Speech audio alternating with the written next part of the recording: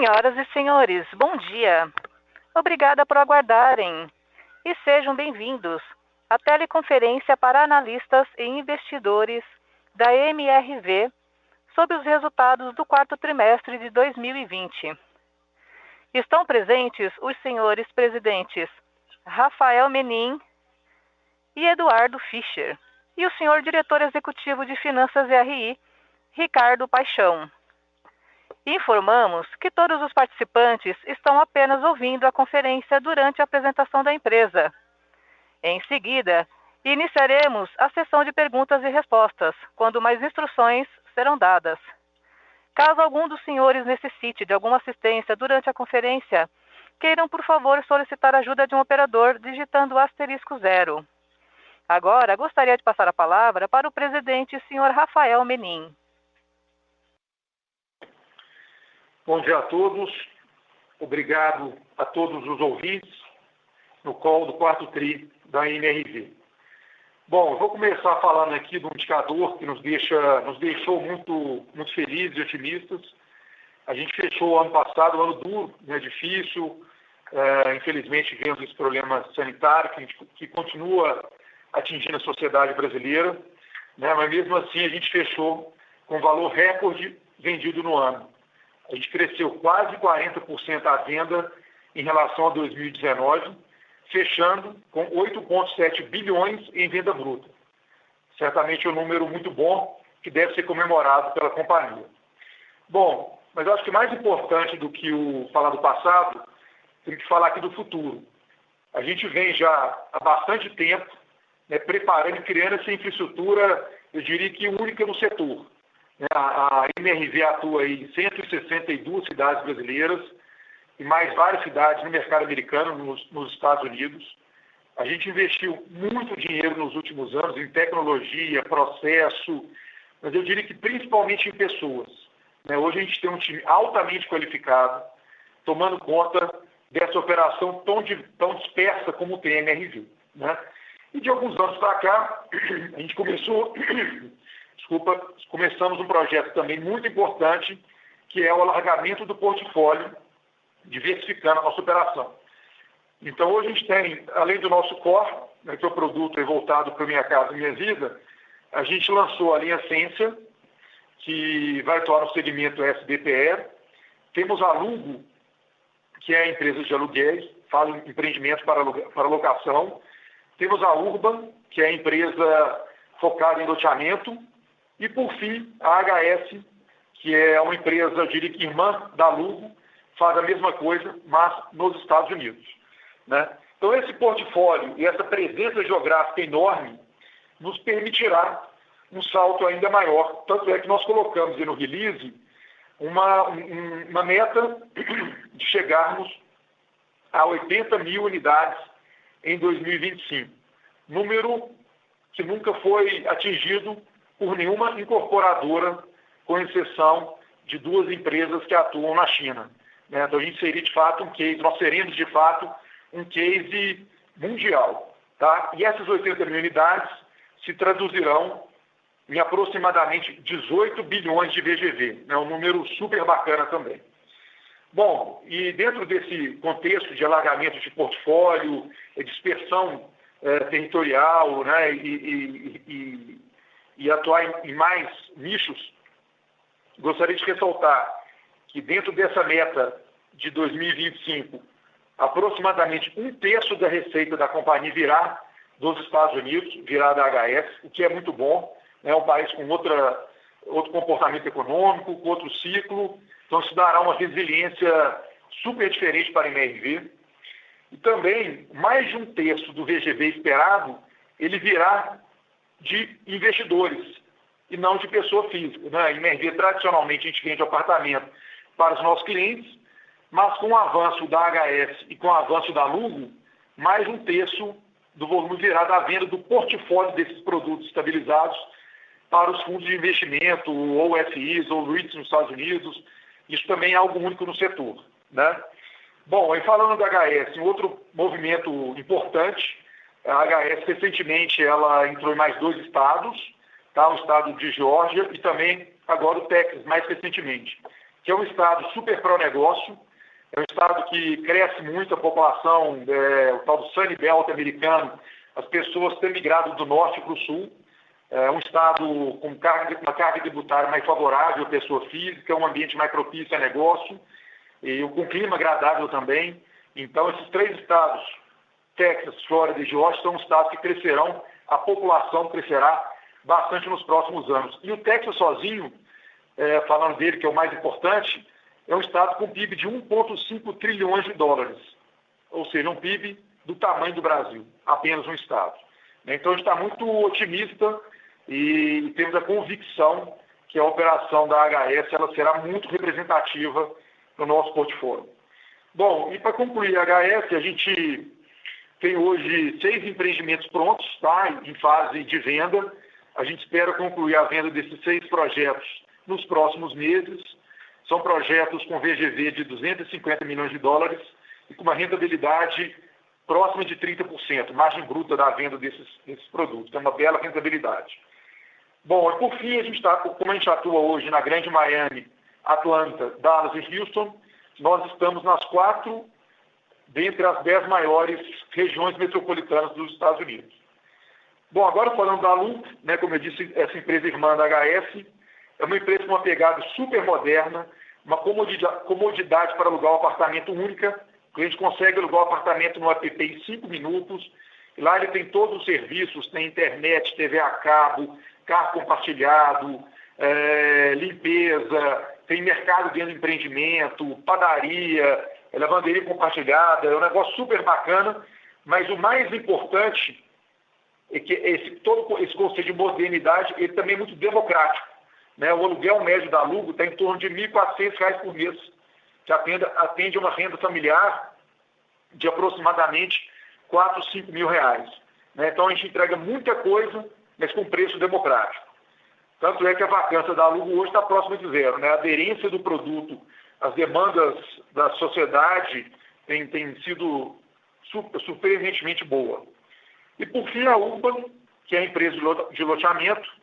O que está acontecendo com o loteamento, com procura por casa, muita gente deve estar vendo e passando por isso, está explodindo. O que a gente lança na Urban vende tudo, está dando fila para comprar, e é uma subsidiária que a gente aposta muito, que a gente tem a convicção que ela crescerá muito e será muito importante também para o portfólio MRV & Co. Essa demanda por casa, por mais espaço, por quintal, e a Urban é a única empresa que tem uma pegada de alta qualidade urbanística e, de novo, com preço democrático. Então, o mindset é muito parecido com o da HS, com o da Lugo, com o da própria MRV, que é entregar um produto muito bom, mas num preço democrático. Então, a gente espera ir para a Urban, inclusive a gente colocou no material, está no nosso site, a gente espera atingir 15 mil lotes por ano, e eu tenho a convicção que dá para, inclusive, ir além disso. Bom, a introdução basicamente é isso. Vou passar agora a palavra para o Fischer, depois o Cacá vai falar um pouquinho também. E, na sequência, a gente entra no Q&A. Obrigado a todos e um bom dia. Bom dia, gente. Obrigado, Rafa. Eu queria só pegar um gancho que o Rafa colocou aqui, que é importante. Já ficou claro para todos que nós temos um norte estratégico, que é esse crescimento de portfólio, alargando a plataforma habitacional e indo em direção ao que a gente chamou de multifunding, que é também multicliente. Então, essa estratégia nossa, no médio prazo, vai criar uma companhia que consegue capturar o potencial do mercado imobiliário brasileiro, além do americano, como o Rafael bem colocou aí. E eu queria só, dentro dessa linha, ressaltar um ponto que para mim é importante. Olhando algumas análises que foram feitas, colocam os nossos novos negócios como, eventualmente, one-offs ou coisas que não são recorrentes. O que 2020 mostrou para a gente, em MRV, é que é o início da recorrência dos nossos negócios, das nossas investidas. Isso é super importante. O resultado do quarto trimestre mostra isso com bastante força, especialmente quando a HS começa a entrar dando suporte nos nossos resultados e no estratégia de crescimento que a gente tem. Então, isso para nós é muito importante. Nós temos um portfólio de produtos e de empresas agora, né, que vai permitir o crescimento do grupo MRV, né, em diferentes negócios, com diferentes riscos e diferentes fundings. Isso é estratégico para nós, como eu falei, é o nosso norte estratégico. Então isso é algo que todos têm que ter em mente, porque isso de fato vai mudar o patamar da companhia, seja em tamanho, seja em risco, né, e em potencial, né? E dentro dessa linha de produtos, o Rafael citou rapidamente aqui, a gente havia dado disclosure do lançamento da nossa nova marca de médio padrão, que é a Sensia, né? A gente fez isso logo ali no final do ano, perto do MRV Day, né? Só que aí, em fevereiro agora, especificamente no dia 24 de fevereiro, nós fizemos o lançamento do nosso primeiro empreendimento Sensia em Campinas. Em 5 dias, nós tivemos 20% do empreendimento vendido. Eu tenho que lembrar a todos que o processo de repasse é o mesmo modelo da MRV, que é o repasse na planta, na venda. Então, isso aí, esse desempenho num produto novo, né, numa marca nova, já com repasse na venda, é para nós um marco muito importante, ou seja, estamos no caminho certo. Em breve, a gente já começa a ver também o início da recorrência da marca Sensia dentro da nossa plataforma e dentro do nosso negócio. Tá? Último ponto que eu quero ressaltar, muito se falou aí ao longo dos últimos meses sobre o aumento de custos de material, né? Aumento e falta. O que a gente viu aqui dentro da MRV, o que a gente está vendo aqui, né? De fato, no segundo semestre do ano passado, a gente começou a perceber atrasos de material e subidas de preço, especificamente em alguns itens que para nós são pesados, né? Isso, obviamente, não tem um efeito imediato em todo o portfólio de negócio, porque você tem várias obras em andamento, obras já consumiram materiais, etc. E a gente viu isso acontecendo ao longo do segundo semestre, e o que a gente fez? 2 pontos. Primeiro, em relação à possível escassez, nós, na verdade, começamos a antecipar pedidos e estocar materiais. Isso, obviamente, tem um efeito na geração de caixa, né? Então, não é o ótimo, mas a gente se protegeu para não afetar a operação, né? E também para evitar e mitigar algum aumento de custo, a gente também teve um crescimento de estoque. O que a gente percebe agora, entrando em 2021, é uma sinalização de que isso está arrefecendo, né? O pedido de aumentos já praticamente cessou, você não está enxergando mais isso, né? Os fretes, que para a gente é um bom indicador, começam a ficar mais baratos, né? Mesmo com a subida do diesel. Então, isso é um sinal antecedente, isso é um indicador antecedente que a gente olha, a gente acompanha aqui no nosso dia a dia. Então, isso já dá um sinal positivo. E a gente acha que isso vai se dissipar ao longo dos próximos meses, aliás, já vem se dissipando, né? E como que a gente atacou essa subida de preço desses materiais? Em 2 pontos. Primeiro, a gente continua com os nossos projetos de ganho de eficiência e ganho de produtividade. Eles têm mostrado resultado e a gente vai ser capaz de mais que offsetar esse aumento pontual que aconteceu. E segundo, vocês devem perceber, a gente conseguiu também fazer a migração, fazer o aumento de preço no mesmo mix de produtos nossos, né? E isso ficou claro, a gente tem falado bastante como houve uma explosão de demanda, a gente está gerando leads aqui como nunca na história da companhia, e obviamente essa explosão de demanda nos dá espaço para que a gente consiga repassar alguma coisa de preço. Então, olhando para frente, olhando para 2021 mais especificamente, a nossa estratégia de recuperação de margem bruta não mudou, né? Obviamente ela teve algum impacto aí no final do ano, mas ao longo de 2021 ela não mudou. A gente, por conta desses 2 pontos que eu coloquei, acredita que a gente vai continuar na nossa trajetória de crescimento de margem bruta ao longo do ano, né? É isso, vou passar aqui para o Cacá, que também tem algumas colocações para fazer. Obrigado, gente. Obrigado, Eduardo. Bom dia aí, pessoal. Queria passar agora por alguns resultados financeiros, tá? Queria começar destacando aqui o crescimento da nossa ROL. A gente teve 10% de crescimento versus 2020, alcançando 6,6 bi. Passando um pouquinho para baixo aqui na nossa DRE, a gente queria falar um pouquinho sobre a margem bruta, né? A margem bruta apresentou uma leve recuperação versus o trimestre anterior, ficando em 28,4 depois dos juros, tá? E aí, descendo um pouco mais ainda na DRE, falar um pouco sobre as despesas. Então, primeiro é o seguinte, eu percebi algumas análises aí comparando o ano de 2019 sem a AHS com 2020 com a HS, né, o que distorce um pouco esses números, tá? Na hora que a gente pega o indicador de SG&A sobre rol na atividade de incorporação imobiliária, nós percebemos o seguinte, ele andou de lado em 2020 versus 2019. Na hora que a gente pega o indicador de despesas comerciais sobre vendas contratadas, a gente percebe que ele apresentou uma redução de mais de 200 bips, ano contra ano, indicando então uma provável diluição de despesas comerciais sobre rol pela frente, né, à medida que a gente começar a crescer o volume de produção. A melhora da operação subsidiárias, né, fez com que a linha de equivalência patrimonial melhorasse 25 milhões na comparação anual. Tá? Resultado financeiro, em 2020, ficou 90 milhões de reais abaixo do resultado de 2019, sendo que os principais motivos foram, primeiro, a inclusão das despesas financeiras da HS em 2020, né? Por estar em ritmo forte de crescimento, a HS é uma companhia que está mais alavancada. Tá? Segundo ponto, a menor capitalização de juros pela diminuição dos estoques. Em terceiro lugar, a queda da receita financeira por marcação de títulos a mercado, que ainda não recuperaram os valores totalmente. Na última linha, o lucro líquido do quarto TRI de 20 foi 196 milhões de reais e 550 milhões se a gente pegar o ano completo. Este resultado conta com a venda do empreendimento Building Growth, né, feito em dezembro pela HS. E eu quero ressaltar que veremos de forma cada vez mais frequente a HS e a Lugo contribuindo com os resultados da MRV & Co. Ainda no primeiro semestre de 2021, nós veremos novas vendas de empreendimentos da HS e no segundo semestre de 2021 será a vez da Lugo. Para finalizar, gostaria de ressaltar, de passar um pouquinho aqui pela geração de caixa.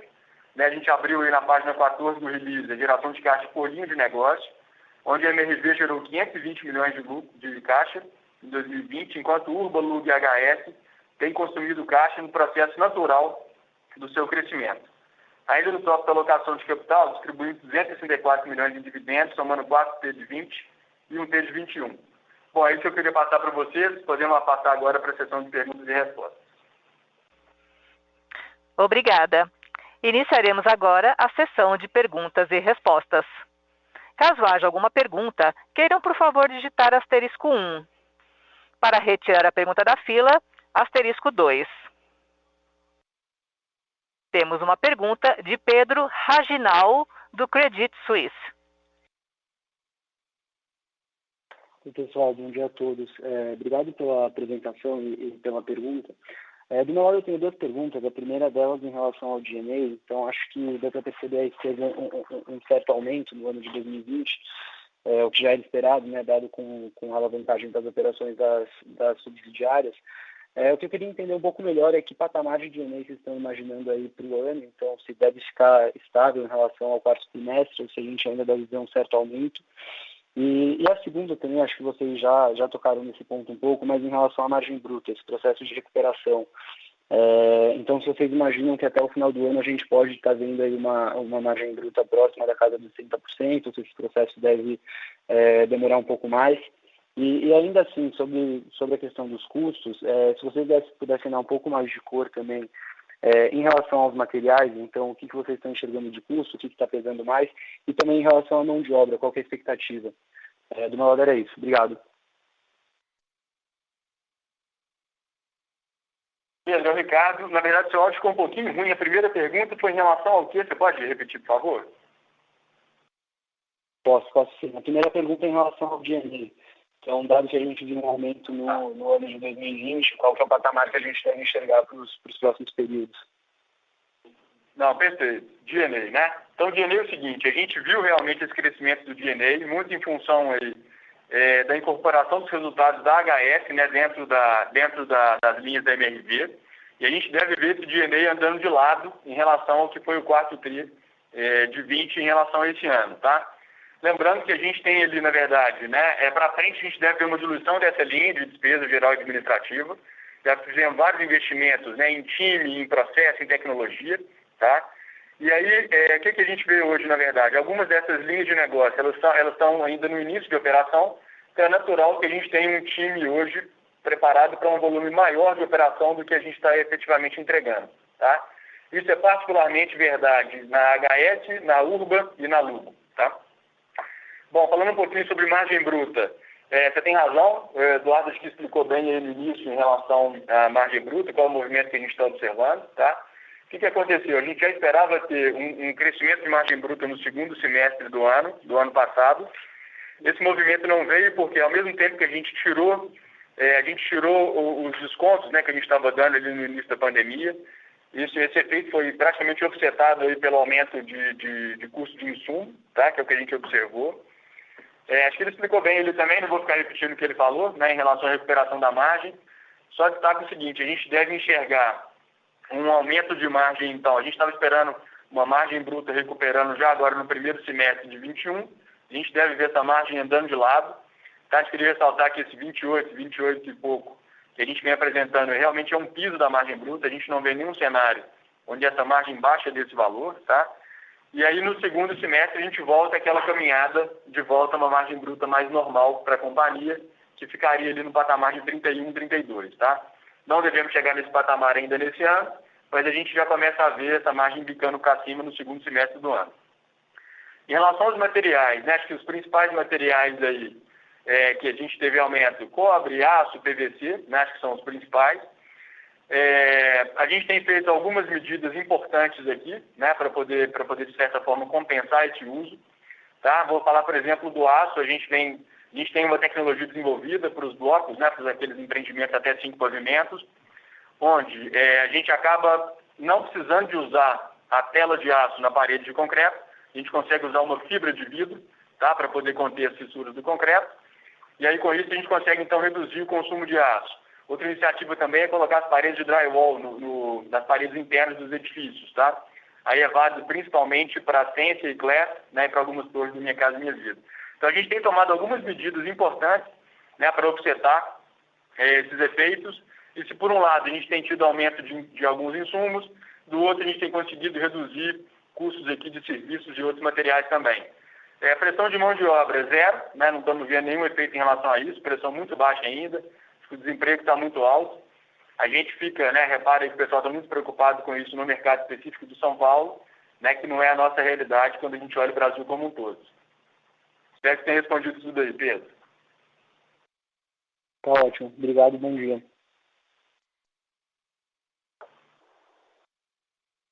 A próxima pergunta é de Elvis Credendio, do BTG Pactual. Bom dia, Rafael, Fischer, Kaká. Tenho duas perguntas aqui do meu lado. A primeira sobre competição no Casa Verde e Amarela, né? Até cruzando com esse aumento de custos de materiais que a gente viu aí nos últimos meses.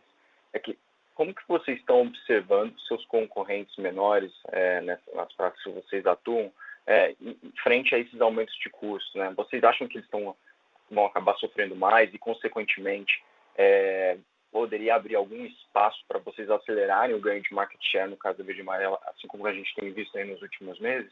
E daí, a minha segunda pergunta é sobre a HS, para entender como que vocês estão vendo os cap rates de saída daqui para frente, né? Porque a gente vê aí economistas em um cenário de subida dos juros americanos e se, de certa forma, isso daí preocupa vocês com relação ao cap rate de saída dos empreendimentos que vocês têm para vender aí nos próximos meses. É isso. Obrigado.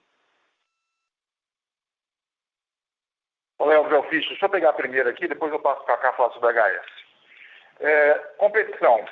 O que a gente viu ao longo do último ano, os pequenos e médios estão sumindo aí, principalmente no início da pandemia, diminuíram muito as operações, né? Ao longo do segundo semestre, e mais para o fim do ano, eles pegaram um pouco mais de ritmo, né? Mas a gente já havia ganho aí market share em várias praças, isso é super importante, porque você, uma vez consolidado, difícil você perder, né? E competição muito forte, especialmente em São Paulo, na metropolitana. Fora isso, eu diria que eu não vi ainda um cenário pré-pandemia, sabe? E a minha visão disso aí é o seguinte: eu acho que, por conta desses aumentos de custos, que as companhias maiores, de alguma forma, têm um pouco mais de proteção em relação a eles, né? Eu acho que os pequenos e médios vão ter também mais dificuldade de navegar nesse ambiente deste segundo semestre, primeiro semestre de 2021. Então, eu acho que nós temos na mão uma oportunidade de ainda continuar consolidando um aumento de market share nas praças onde a gente está. Ok? Passar para o Kaká aqui.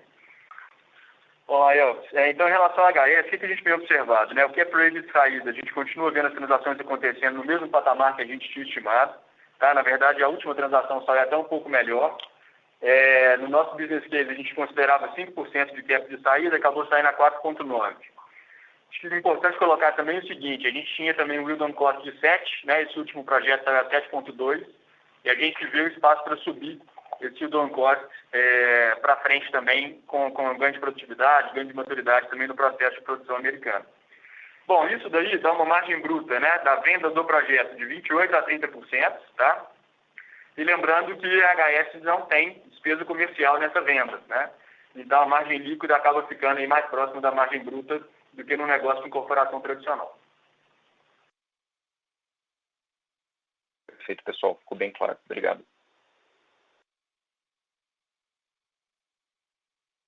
A próxima pergunta vem de Nicole Inui, do Banco of America. Bom dia, obrigada pelo call. Também queria voltar para a HS, tem algumas perguntas. Então, primeiro, vocês estão começando a entrar em novos estados, entrar em Texas. Você pode falar um pouquinho sobre os desafios de entrar nesses novos estados? Como que você está fazendo essa entrada? E a segunda pergunta também sobre a HS e o mercado dos Estados Unidos. Você pode falar um pouquinho sobre o custo de construção, que eu acho que lá está tendo o mesmo impacto aqui de aumento de custos. Como que está impactando o business de vocês em termos do yield? Como que você vê isso impactando aqui para frente? Obrigada.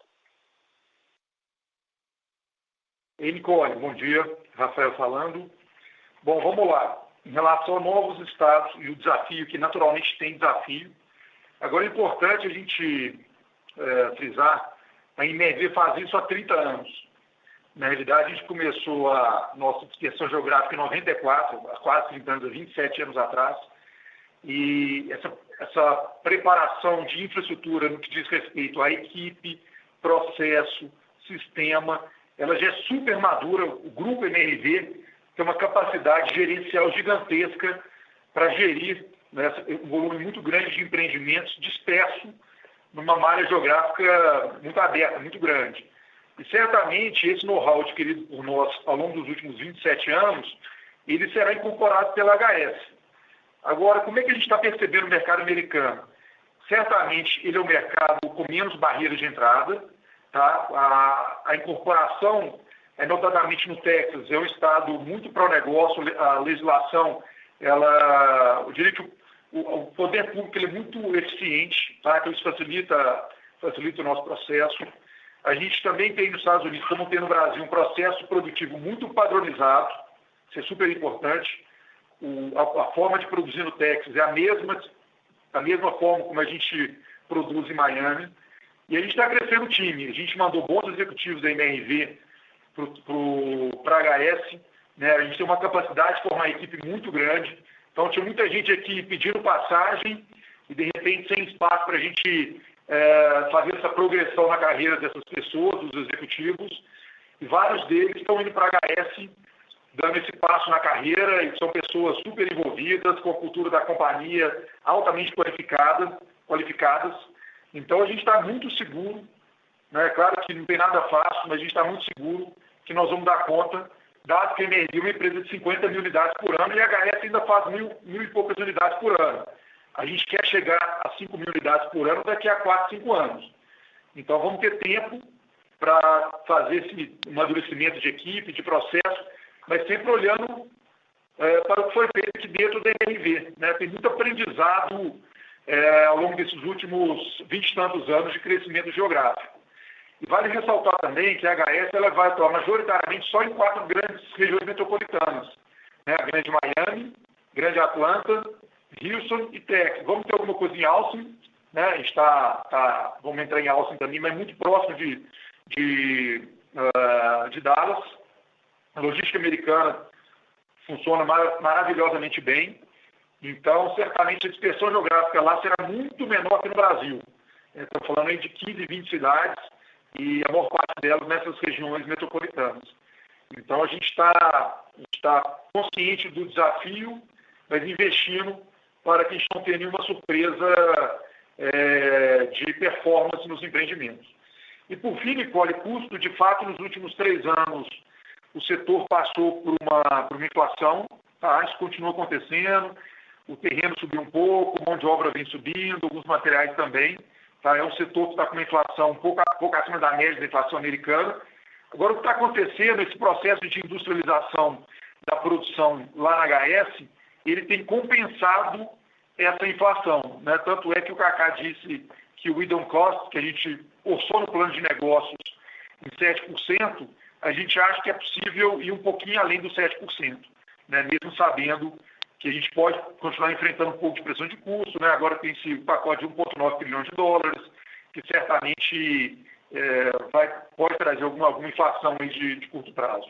Tá? Mas essa arbitragem do Hidden Cost com cap de saída, a gente continua confortável, vamos entregar margem bruta próxima de 30%. Tá bom? Tá ótimo, ficou bem claro. Obrigada. Obrigado, Nicole. Um abraço. A próxima pergunta é de Bruno Mendonça, do Bradesco BBI. Oi, pessoal, bom dia. Minha pergunta é sobre o plano de 80 mil unidades. O Rafael falou em 18 bi de VGV, que está no release também, um plano bem ambicioso. Legal. Eu queria fazer uma pergunta sobre a estrutura de capital que vocês imaginam estável lá na frente para chegar nisso e como que vai ser essa transição daqui até lá, tá? Pessoal, alguns números que me chamam a atenção aqui, o número de Land Bank VGV em 64 bi e crescendo, né? A gente vê também o Prosoluto crescendo aí mais rápido do que receita, do que lançamento. Naquela pirâmide de uso de recursos que está no release, tem uma parcela de equity que deve crescer também, né? Na Urba, na Lugo. Então, minha pergunta é sobre como que vocês enxergam a evolução da estrutura de capital da MRV e o uso do patrimônio líquido e como que esse 18 bi de VGV vai estar alavancado sobre o patrimônio líquido lá na frente.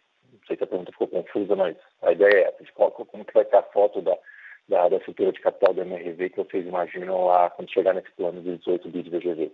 Obrigado. Ei, Bruno, bom dia.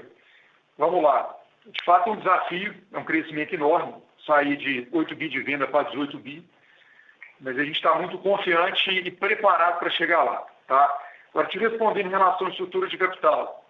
Obviamente, as 3 subsidiárias, Lugo, Urba e HS, elas demandarão capital, dado que o crescimento será exponencial nos próximos 5 anos. Essas empresas estão dobrando de tamanho a cada ano. Tá? O que acontece? A MRV ela vai ter uma operação estabilizada, vão ficar aí fazendo 40 mil unidades por ano, 40 e poucas mil unidades por ano no Minha Casa Minha Vida, crescer um pouco a parcela do SBPE. Né? Ano passado a gente fez pouco mais de 50 mil vendas, querendo chegar em 60 mil vendas na incorporação. Então a gente está falando de um crescimento na incorporação na ordem de 20%, 15% a 20%.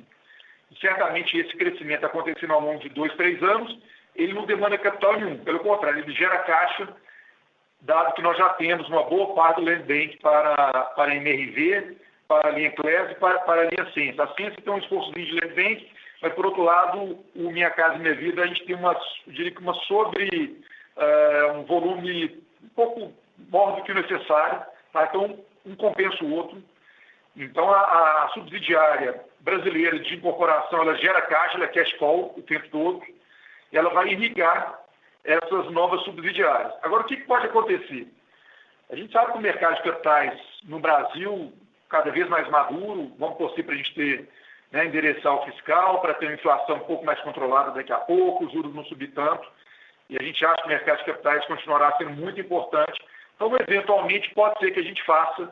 Inclusive, a gente fez uma primeira rodada em relação à Urba, no momento certo, sem pressa, a gente não precisa de pressa, no preço correto, pode ser que a gente coloque capital novo na Urba. A Lugo, eventualmente, chegando lá 5, 6, 7, 8 mil unidades por ano, quem sabe também a gente não poderia fazer uma rodada de capital. Né? Acho que é uma empresa super moderna, super diferente, pode ser que aconteça em algum momento, né? E a HS é a mesma lógica, é a empresa que vai dobrar todo ano no mercado de capitais mais maduro do mundo. Então, se tiver um valuation correto, nada impede que a gente faça também, que a gente adicione equity na HS via mercado de capitais. E pensando na holding, a nossa ideia não é fazer nenhum movimento na holding, é manter como está, sem diluir os acionistas principais, né? E, eventualmente, como eu disse, adicionar capital nas subsidiárias. Vamos estar atento a custo, vamos estar atento aos múltiplos e manter sempre a nossa disciplina e o nosso conservadorismo em relação à alavancagem. Então, vocês vão ver sempre uma holding pouco alavancada, esse é o nosso DNA, e se nós sentirmos que tem alguma subsidiária que tem espaço para crescer mais rápido do que o orçado, a gente pode acessar, né, alguma fonte de capital diferente. Em relação ao Prosoluto, Bruno, o que está acontecendo? Ele está crescendo junto com a venda e, na verdade, a gente está até um pouco mais restrito, né? Se a gente comparar o começo de 2019, o começo de 2020 e o começo de 2021, os indicadores de Prosoluto, parcelamento, risco máximo tolerado, hoje ele está menor do que era. Então, a tendência é a gente reduzir, né, o prazo médio de recebimento do Prosoluto. Isso já vem acontecendo e deve continuar acontecendo para os próximos trimestres. Ok?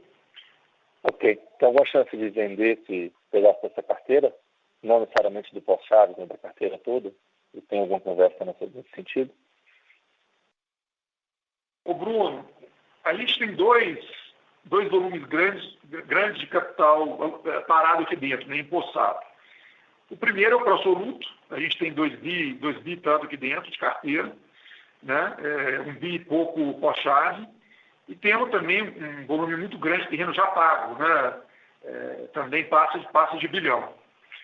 Está sendo feito pelo Kaká, né? Tentar estudar alternativas no mercado, e existe algumas coisas interessantes acontecendo para que a gente possa ter um balanço um pouco mais leve.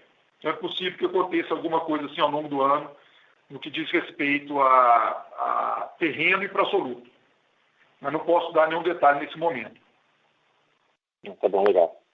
Beleza, obrigado.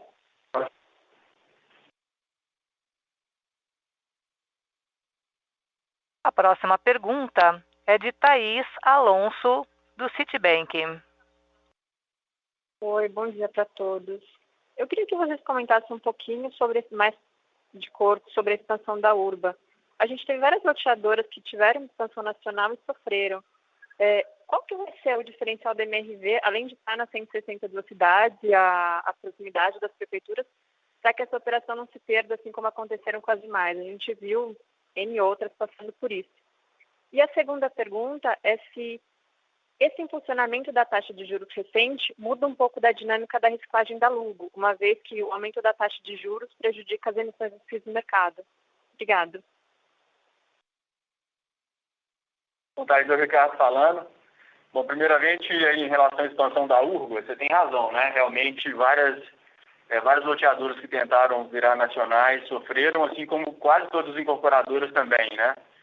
E acho que a MRV é um case de sucesso, a gente conseguiu ter uma expansão geográfica importante, né? Com a qualidade operacional também alta. Então, acho que a Urba surfa um pouco disso, né? Ela vai pegar, na verdade, a gente até brinca aí quando a gente vai fazer uma analogia. A gente considera o seguinte, né? A MRV teve que passar por uma estrada de terra esburacada na sua expansão geográfica. E agora a gente pega, na verdade, a Urba já vai pegar uma estrada pavimentada, né? Então é muito mais fácil para a Urba fazer ter o seu crescimento geográfico do que foi para a MRV na época dela. Tá? A Urba, o plano de crescimento da Urba passa por crescer, né, na maioria, em quase a totalidade das cidades, para cidades onde a MRV já está presente, tá? Então, Centro-Oeste, alguma coisa no norte do Paraná, obviamente interior de São Paulo, tá? Então, acho que esse ponto aí não é um ponto que nos preocupa, tá?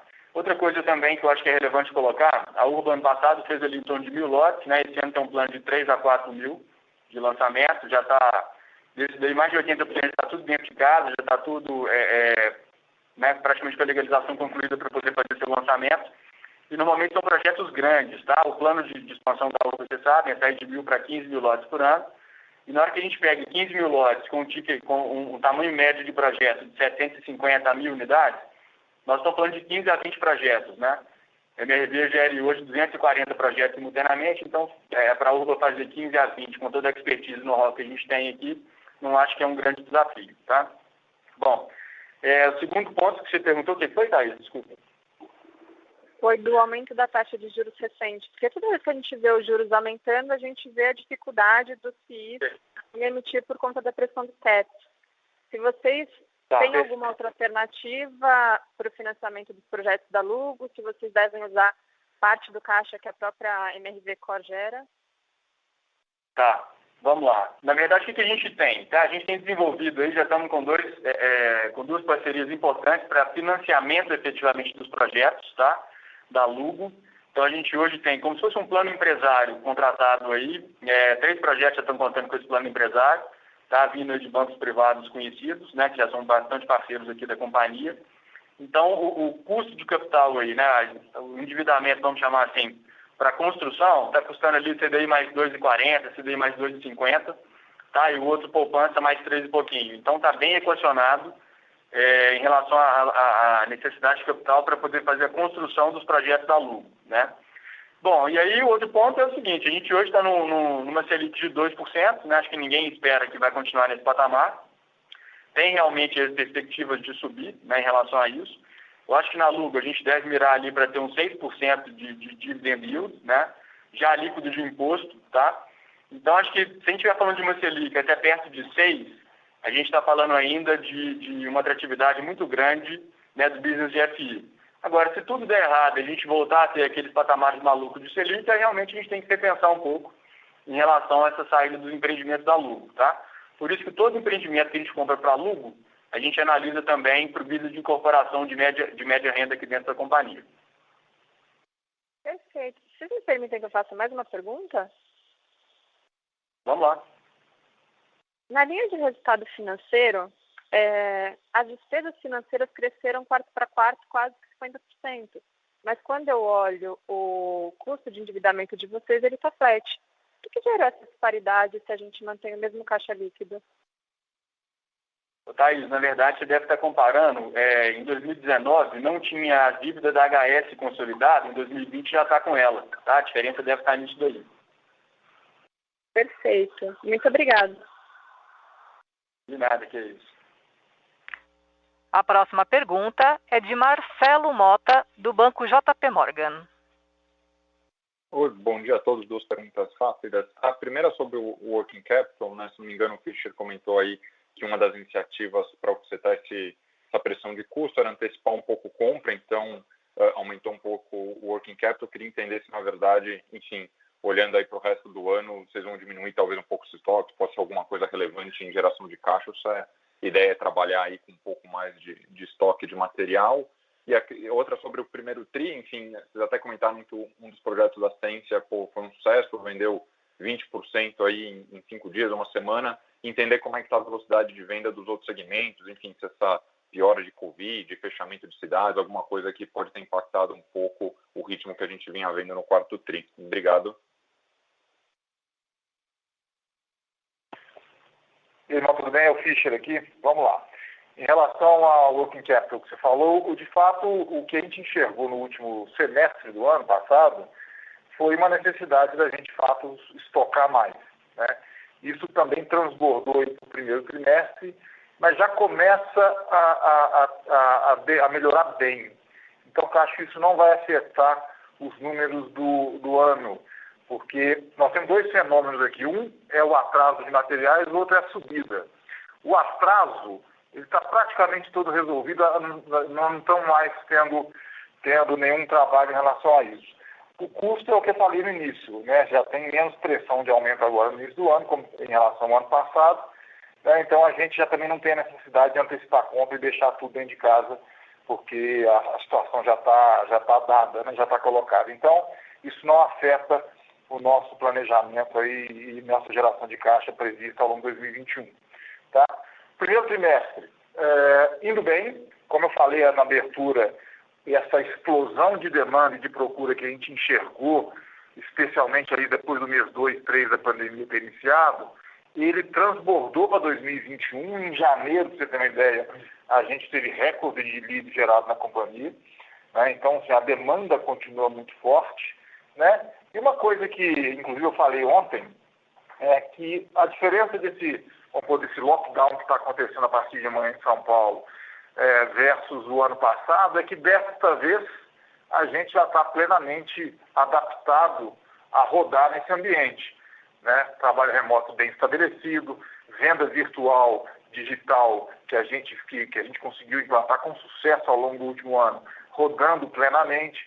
Os próprios clientes, ou os clientes em potencial, também já têm mais experiência, mais naturalidade, mais tranquilidade para navegar nesse ambiente.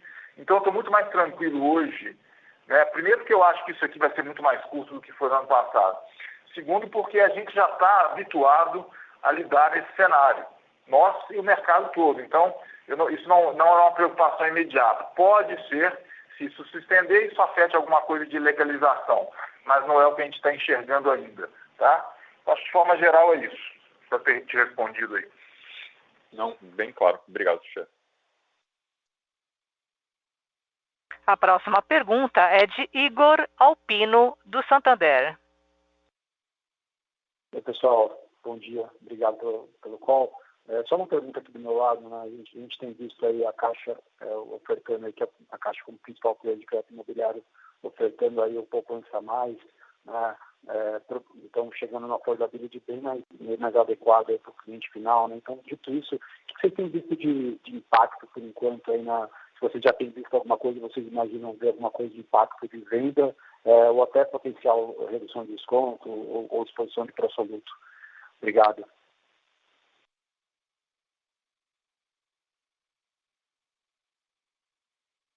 Vamos lá, Igor, eu Fischer de novo.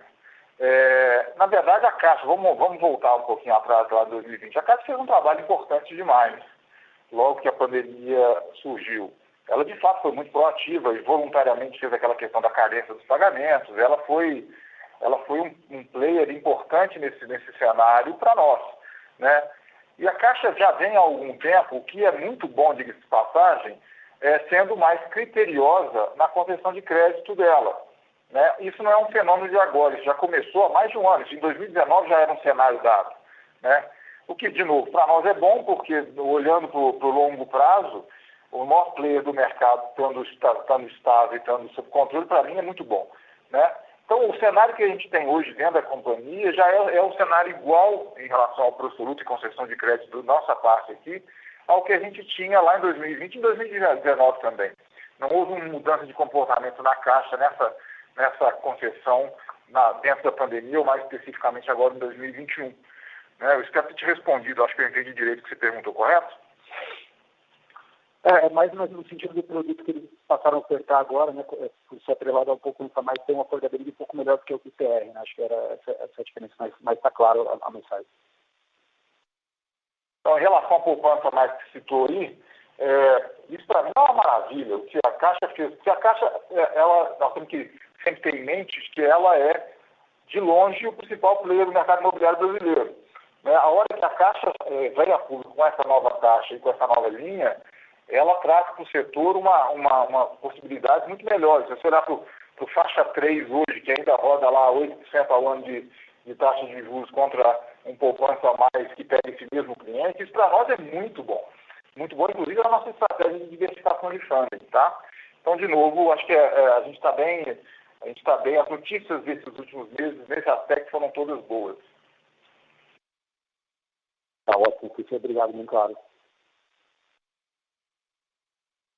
A próxima pergunta é de André Dibi, do Itaú BBA. Oi, pessoal, bom dia. Em primeiro lugar, obrigado pela apresentação. Do meu lado aqui são duas perguntas. A primeira em relação à HS, sobre qual seria o timing que vocês estão enxergando aí para desinvestimento esse ano. E a segunda em relação ao Lugo, que acabou não tendo nenhuma venda em 2020, se a gente poderia esperar alguma coisa para 2021. É isso, obrigado. Olá, André. Ricardo falando, bem direto ao ponto aqui. A HS a gente deve ter uma venda de parte do portfólio ainda no segundo tri, tá? E uma outra parte no terceiro, tá? mais ou menos a divisão ali de meio a meio do que tem à venda. Em relação a lucro, a gente deve ter alguma coisa mais próximo do quarto tri, tá? Perfeito, muito obrigado. Senhoras e senhores, lembrando que para fazer perguntas, basta digitar *1.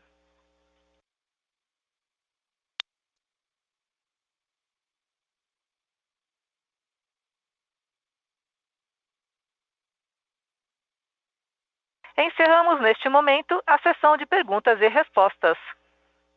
Para as considerações finais, gostaria de passar a palavra para o presidente, senhor Eduardo Fischer. Bom, gente, rapidamente, primeiro, obrigado a todos por participar. Eu acho que nesse são um dos melhores calls nossos de resultados do recente, porque a gente passou por toda a nossa operação, né, todas as nossas linhas de produto, toda a nossa estratégia, acho que foi muito bom. Um ponto só, que acho que ficou de fora dessa discussão, que eu quero ressaltar, a gente de novo deu disclosure disso, a MRV é uma pioneira e está na vanguarda nos temas ESG no Brasil. Nós crescemos muito durante essa pandemia, a gente, como grupo, fizemos investimento aí da ordem de 30 milhões de reais ao longo da pandemia, continuamos participando ativamente das iniciativas para ajudar a sociedade e os nossos investimentos nesse aspecto só crescem. A MRV é, de fato, uma empresa de vanguarda nisso aí. E para coroar isso, nós divulgamos aí recentemente a nossa adesão ao Science Based Targets, né, que é uma iniciativa global para manter o aumento de temperatura mundial em até 2 graus até 2050. Para vocês terem uma ideia, 18 companhias mais a MRV fazem parte disso no Brasil. Então, é uma iniciativa ambiciosa, né, envolve toda a nossa cadeia de produção e, além de, obviamente, a nossa operação internamente. Então, é mais um passo nosso consistente nessa área, é alguma coisa que a gente acredita, faz parte do nosso propósito e o poder de engajamento disso dentro da companhia é enorme. É impressionante como as pessoas se engajam em torno desse propósito e isso faz a nossa vida aqui ficar mais fácil em termos de gestão de pessoas e do próprio negócio. Então, gente, obrigado. De novo, foi um call bastante bacana, bastante produtivo e bastante amplo, né? Nos vemos no próximo aí. Bom dia a todos. O Conference Call da MRV está encerrado. Agradecemos a participação de todos e tenham um bom dia.